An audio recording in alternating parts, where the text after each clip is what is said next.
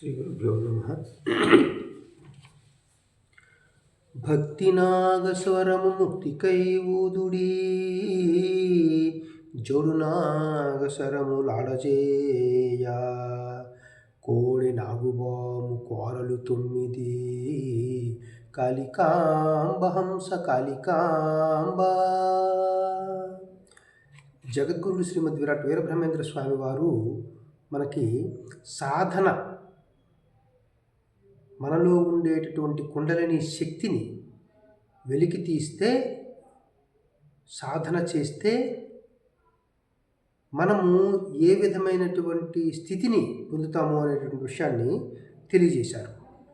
దానినే భక్తిగా కూడా మనం చూసుకొని లోపల ఉండేటటువంటి కుండలిని శక్తిని, ఆ చైతన్య శక్తిని, విరాట్ శక్తిని, జ్యోతి స్వరూపాన్ని, ఓంకారాన్ని, అజప గాయత్రి శక్తిని మనము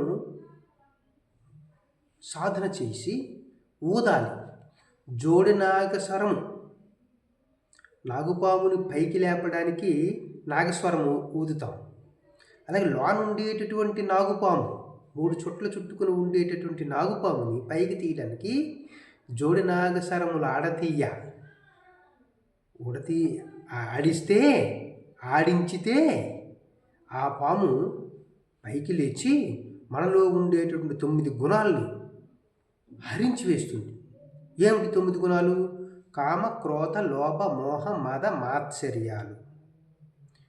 ఈశనత్రయాలు 3: ధనేశన, ధారేశన, పుత్రేశన. 6, 3, 9. హరిషడ్వర్గాలు, ఈశనత్రయాలు. ఈ 3 కూడా అడుగంటుతాయి, తగ్గుతాయి. వాటి ప్రభావము ఈ శరీరం పైన ఉండదు. అప్పుడు ఈ శరీరం ఒక దివ్యమైనటువంటి క్షేత్రంగా తయారవుతుంది. ఆ దివ్యమైనటువంటి క్షేత్రంలో దివ్య పురుషుడు, విరాట్ పురుషుడు, కుండలిని శక్తి ఏదైతే ఉందో అది విరాజిల్లుతుంది, ప్రజ్వలిస్తుంది. దానివల్ల ఏమవుతుంది? ఈ శరీరానికి ఒక ఆరా ఏర్పడుతుంది. ఈ ఆరా ఏర్పడడం వలన సమస్తము ఈ శరీరం చుట్టూ ఉండేటటువంటి కొంత దూరంలో ఎంతవరకు అయితే ఈ ఆరా ఏర్పడుతుందో అంత దూరానికి అది పవిత్రమైనటువంటి దివ్యంగా తయారవుతుంది. దానికి ఏ విధమైనటువంటి దుష్టశక్తులు అంటవు, ఏ విధమైనటువంటి కష్ట నష్టాలు రావు. అయితే ఈ శరీరానికి కొంత సమయం ఉంటుంది కాబట్టి, అలాగే పూర్వజన్మ సంచిత కర్మలు ఏవైనా ఉంటాయో అవి అనుభవించడం తథ్యం. అదే దాని తాలూకా ప్రభావం తగ్గుతుంది. అందుచేత మనము ఈ సాధన చేయాలి. ఏం సాధన? షట్చక్ర సాధన, లేకపోతే కుండలిని సాధన, అజప సాధన. ఏవైతే ఈ సాధనలు ఉన్నాయో ఇవి చేసినప్పుడు ఆ శరీరము దివ్యత్వాన్ని పొందుతుంది, అజరామరం అవుతుంది, దైవ స్థితిని పొందుతుంది.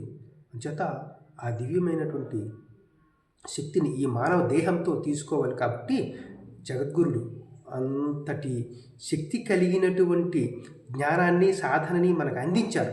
ఇది మనలో ఉంది, మనం మాత్రమే చెయ్యగలం అని చెప్పారు. కాబట్టి మనమే చెయ్యాలి. అందుచేత మనమంతా స్వామివారి భక్తులుగా ఈ సాధనని ఆచరణ చేసుకొని మన శరీరాలని దివ్యం చేసుకొని, మన సూక్ష్మ శరీరాలను మనం దర్శించి సూక్ష్మ శరీర ధ్యానం చేసుకొని ఆ సూక్ష్మంలో ఉండేటటువంటి కుండలిని శక్తిని మనం చూడాలి. చూడగలమా? చూడలేము. చూడలేమా? చూడగలం. అదేంటి? సాధ్యం అవుతుంది. అది చల్లగా వెన్నెలల చంద్రబింబంతో ఉండేటప్పుడు చూడగలం. అందుచేత ఆ దివ్యానుభూతులు ఆ సాధన చేసినటువంటి వాళ్ళకి వస్తాయి. కాబట్టి ఆ సాధన చేసేటటువంటి సాధకుల వద్ద మనము విషయాల్ని గ్రహించి తెలుసుకొని మనం కూడా సాధన చెయ్యాలి. చేస్తేనే ఈ జన్మకు సార్థకత. శ్రీమద్ విరాట్ వీరబ్రహ్మేంద్ర స్వామి వారు అద్వైత సాధన చేసుకుని, ఈ సాధనలన్నీ చేసుకుని గృహస్థ జీవితాన్ని గడిపి హాయిగా ఎంతో దివ్యంగా, మధురంగా, దైవంగా నిలబడ్డారు ఈరోజు. అలాగే శంకరాచార్యులు వారు, అలాగే పార్వతీ పరమేశ్వరుడు, విరాట్ విశ్వబ్రహ్మ, వీళ్ళంతా కూడా మనకి ఆదర్శనీయులు. వాళ్ళని మనం అనుసరించాలి, ఆచరణ చేయాలి. వాళ్ళు ఇచ్చినటువంటి జ్ఞానాన్ని మనం కూడా ఆ దివ్యశక్తుల్ని పొందాలి, దివ్యత్వాన్ని పొందాలి అని తెలియజేసుకుంటూ శ్రీమద్ విరాట్ వీరబ్రహ్మేంద్ర స్వామి వారు మనకి ఇచ్చినటువంటి ఆ సాధన సంపత్తిని మనం కూడా తెలుసుకొని సాధన నేర్చుకొని ఈ శరీరానికి దివ్యత్వాన్ని, ఈ శరీరం జన్మించినందుకు సార్థకతని చేకూర్చాలని కోరుకుంటూ స్వస్తి.